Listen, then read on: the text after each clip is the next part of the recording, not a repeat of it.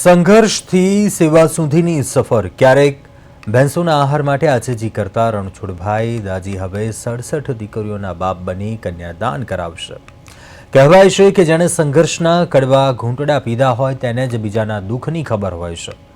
દક્ષિણ ગુજરાત ભરવાડ સમાજના આગામી સમૂહ લગ્નના મુખ્યદાતા રણછોડભાઈ ગોકુળભાઈ ભડિયાદરા આ વાતનું જીવતું જાગતું ઉદાહરણ છે। જે વ્યક્તિએ ક્યારેક પોતાના પરિવારના લગ્ન પ્રસંગો માટે દાગીના વેચવા પડ્યા હતા તે જ વ્યક્તિ આજે કરોડોના ખર્ચે 67 દીકરીઓને ધામધૂમથી પરણાવી રહ્યો છે।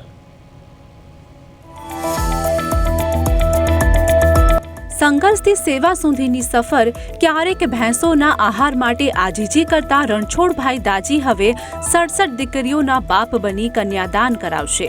કહેવાય છે કે જેણે સંઘર્ષના કડવા ઘૂંટણા પીધા હોય તેને જ બીજાના દુઃખની ખબર હોય છે।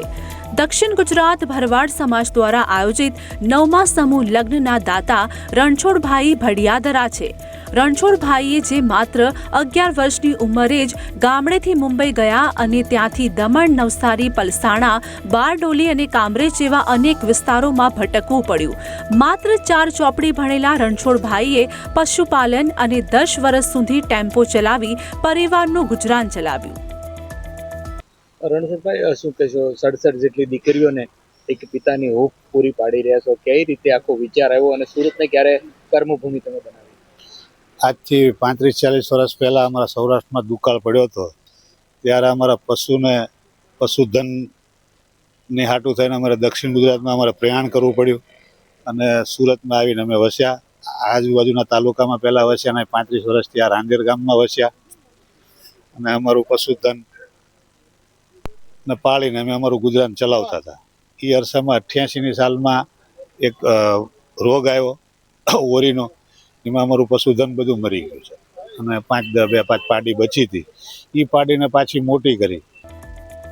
જ્યારે કુદરતે લીધી આકરી કસોટી ત્યારે રણછોડભાઈના જીવનમાં 2 એવા આઘાત આવ્યા જે કોઈ પણ માણસને તોડી નાખે। 1985માં આવેલ ઓરીના રોગમાં તેમની 20 જેટલી દૂધ આપતી ભેંસો મરી ગઈ હતી અને અજાણ્યા વિસ્તારમાં ખાવાના ફાંફા પડ્યા હતા। રાત્રે 12 વાગ્યા સુધી દુકાનો બહાર બેસી પશુઓના આહાર માટે વેપારીઓની આજીજી કરવી પડતી હતી। તેમજ 2006ની તાપીની આવેલ રેલે આ કુદરતી આફતે રણછોડભાઈની 75 ભેંસો છીનવી લીધી। આર્થિક રીતે તેઓ સાવ તૂટી ગયા। ફરી કાચા ઘર બનાવીને જીવન શૂન્યથી શરૂ કરવું પડ્યું। શું કહેશો? જે રીતનું સમૂહ લગ્નનું આયોજન, કેટલામો સમૂહ લગ્ન અને શું વિશેષતા છે? આ 9મો સમૂહ લગ્ન છે।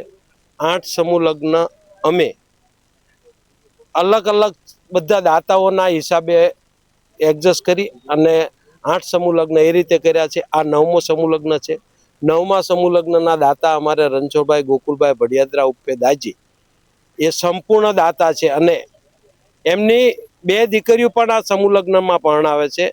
એટલે મારે ભરવાડ સમાજ અથવા સર્વ જ્ઞાતિઓના આગેવાનોને એટલું જ જણાવવાનું છે કે સર્વ સમૂહ લગ્નમાં જોડાવ।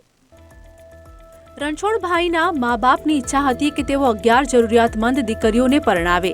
મા બાપની હયાતીમાં આ સપનું પૂરું ન થઈ શક્યું, પણ આજે ઈશ્વરની કૃપા અને જમીન દલાલીના વ્યવસાયમાં મળેલી સફળતા બાદ આગામી 25 જાન્યુઆરી 2026ના રોજ 67 દીકરીઓને પરણાવી રહ્યા છે। આ પ્રસંગની સૌથી મોટી અને ઐતિહાસિક વાત એ છે કે રણછોડભાઈ પોતાની 2 સગી દીકરીઓને પણ આજ સમૂહ લગ્નમાં પરણાવશે। આજ દિન સુધી કોઈ મોટા દાતાએ આવો દાખલો બેસાડ્યો નથી। સમાજમાં તો જાય પણ સર્વ સમાજના આગેવાનોમાં જાય, સર્વ જ્ઞાતિમાં જાય કે આ રીતે આપણે લગ્ન કરવા જોઈએ। આપણા તો લગ્ન થઈ જાય પણ હારે સમાજની 5-50 દીકરી પરણી જાય હારવાર। આ વિચાર મારા મા બાપનો હતો। સમૂહ લગ્ન એટલે બહુ 0% ખર્ચ થઈ જાય, તમારા 100 રૂપિયા થતા 10 રૂપિયામાં પતી જાય સમૂહ લગ્ન। બધા ભેગા થાય એટલે સમૂહ ખર્ચો ઓછો થઈ જાય અને આ મોંઘવારીનો સમયમાં તો શું કહેવું, આ જ રસ્તે બધા આ દિશામાં જ આવવું પડશે, સર્વ જ્ઞાતિ આવવું પડશે। અને આ અત્યારે સોનાનો ભાવ, ચાંદીનો ભાવ આસમાને છે, એટલે હું તો સમાજને પણ અપીલ કરું છું કે બધા આની અંદર આમાંથી તિજંજલિ આપો ને આમાંથી આપણે બહાર નીકળીએ। જે આપણો વ્યવહાર આપણને આપે સ્વીકાર લેવાનો, એની યથાશક્તિ મુજબ માંગણી કરવી હવે વ્યાજબી નથી। જે સમય હતો માંગતા હતા ત્યારે વ્યવહાર આપી શકતો હતો, હવે શક્તિ નથી, એટલે આપણે એ વિષયમાં સર્વ જ્ઞાતિ આમાં જવું પડશે।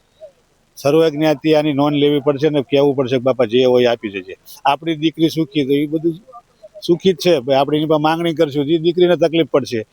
એની પાસે હોય ને આપે તો બરાબર છે, પણ નાના ઘરનો ક્યાંક માંગીને લઈને આવ્યો તો એનું શું થશે? એ તો દેવાદાર બનશે. ઉત્તે આપણી દીકરીને જઈને મજૂરી કરવી પડશે.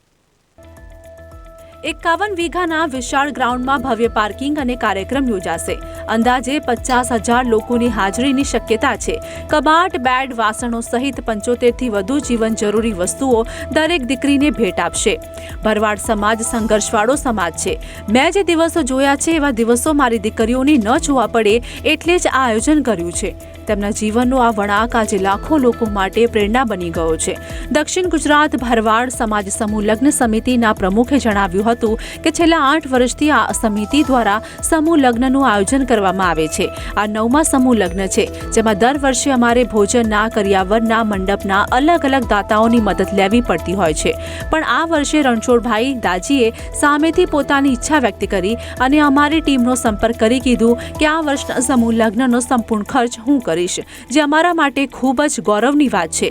અરવિંદ રાઠોડ, પ્રદેશ 24 ગુજરાતી, સુરત.